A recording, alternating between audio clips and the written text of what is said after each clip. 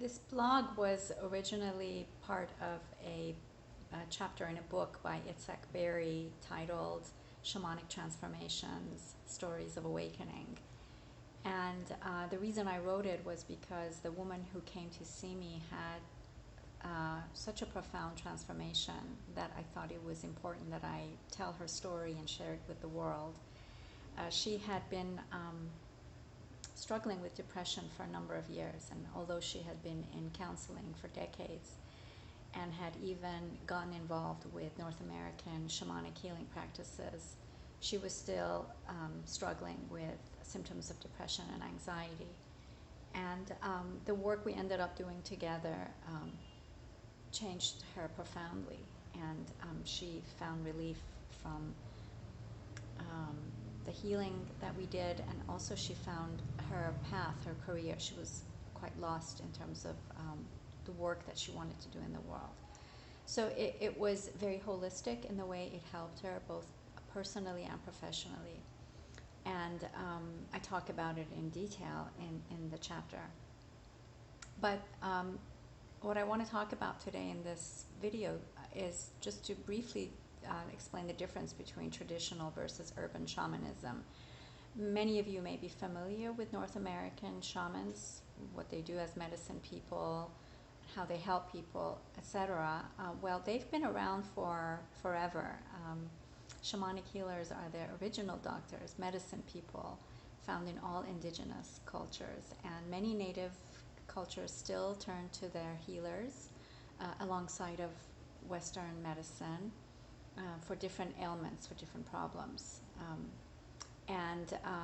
I come from, I'm a third generation healer from Iran, and over the years I've combined my practice in psychology as a healer with my background in shamanism, and have created what's now called urban shamanism. And the primary difference is that in traditional shamanic communities, you have the community who understands this one person. They sort of elect this person to take that role, and then the person becomes the healer for the community. Well, here in Los Angeles, that's not really possible because it's such a it's a global community here. We have people from all over the world, and so you kind of lose that connection with your indigenous community. The second difference is that many traditional shamans work very closely with the earth, so whether they utilize herbs or plant medicine to help people here in an urban environment, there's not much access to the earth. There's a lot of concrete, but not a whole lot of earth.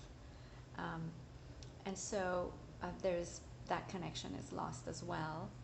And the third difference is that you often find traditional shamans wear a certain regalia and have certain paraphernalia that they work with. Well, in an urban setting, that really won't fly if you have people, let's say, for example, coming from the corporate world, for you to start shaking a rattle or wearing feathers, etc.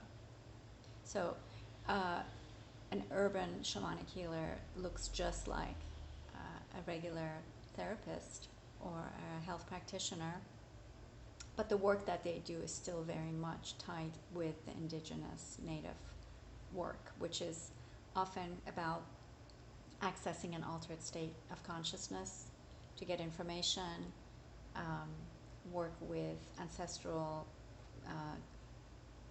past of the person, bring in spirit guides to help, and so forth.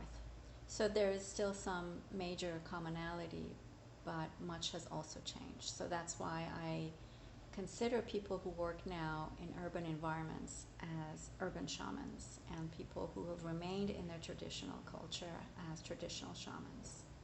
So that's the main difference.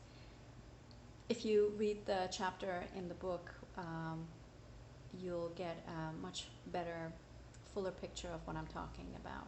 Again, that's Shamanic Transformations, Stories of Awakening by Itzhak Berry.